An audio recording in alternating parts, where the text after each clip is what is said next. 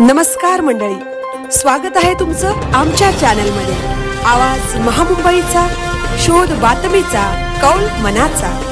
चला तर मग आमचे चॅनल लाईक करा, शेअर करा आणि सबस्क्राइब करा। धन्यवाद। उरण येथे गुरुपौर्णिमा मोठ्या उत्साहात साजरी।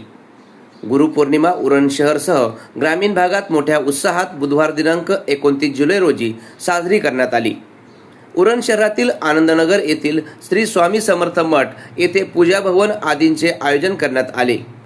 केगाव विनायक कोळीवाडा येथील जगदीश कोळी यांचे एकमुखी दत्त मंदिर, विनायक येथील प्रशांत नवाळे यांचे श्री स्वामी मठ येथे पूजा महाप्रसादाचे आयोजन करण्यात आले होते।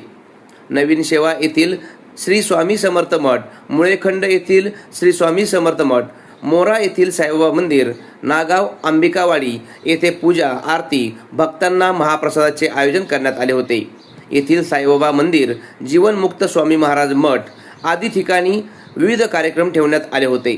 ठिकठिकाणी महाप्रसादाचे आयोजन करण्यात आले होते।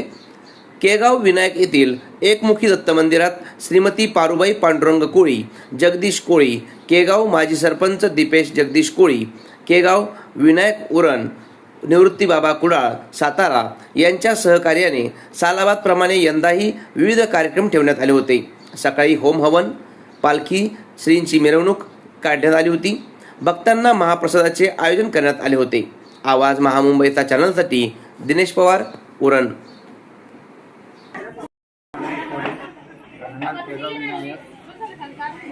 आमच्या श्रीमती पारुबाई पांडुरंग कोळी निवासस्थानी वाडीमध्ये एकमुखी दत्त हे अवतीर्ण झाल्यामुळे हे 2007 साली देऊळ बांधण्यात आलेले आहे। 2007 पासून गुरुपौर्णिमा आणि दत्त जयंती आम्ही साजरी करतो आणि महाप्रसाद वगैरे हा जो कोणी ईश्वर जयंती स्वीकारून त्याच्यातून करतो किंवा आपल्या